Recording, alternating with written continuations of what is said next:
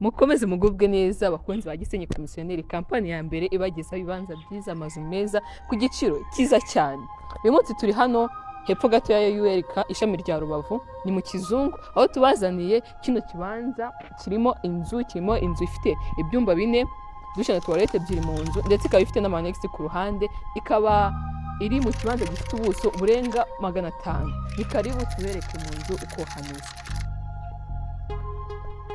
Tukinjira muri kubona ukuntu dusanganirwa n'iyi parikingi ngari, parikingi ishobora kujyamo imodoka 2 cyangwa 3 ziparitse neza. Muri kubona ko hano hanze dufite jaride ngari, hano ushobora kwicara cyangwa se ushobora no kwakorera utundi tuntu two mu rugo nk'uturori. Muri kubona ko ni ahantu heza cyane. Ni karibu no mu nzu naho tubereke uburyo hameze.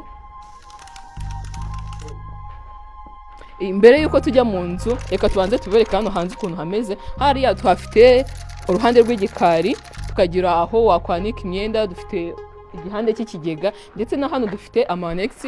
Aya manex, inex ifite ibyumba 3 bimeze neza, salo ngari. Muri kubona ko ni ahantu heza cyane, ni karibu mu nzu. Nkuko muri kubibona hano kuri kamera, muri kubona ko inzu yacu irakomeye ndetse ifite na sima isanzwe. Uramutse waguze ushaka gushyiramo amakaro, hano wahavugura kandi ku buryo bukoroheye. Ni karibu no mu nzu naho tubereke.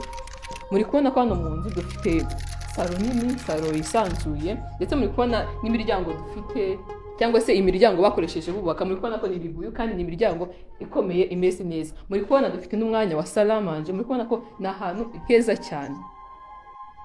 Iyi nzu yacu tukaba turi kugurisha $120,000 zirimo n'ibiganiro. Uramutse ushaka iyi nzu watwandikira cyangwa se ukaduhamagara kuri nimero uri kubona muri screen yawe, ndetse ukajya no ku mbuga zose dukoresha, ni TikTok, Instagram, YouTube, hose ni Gisenyi Komisiyoneri. Geraho rero ibintu byiza tuba tubafitiye, haba amazu meza, ama apartment, hose ni muri Gisenyi Komisiyoneri. Ibihe byiza, turabakunda cyane.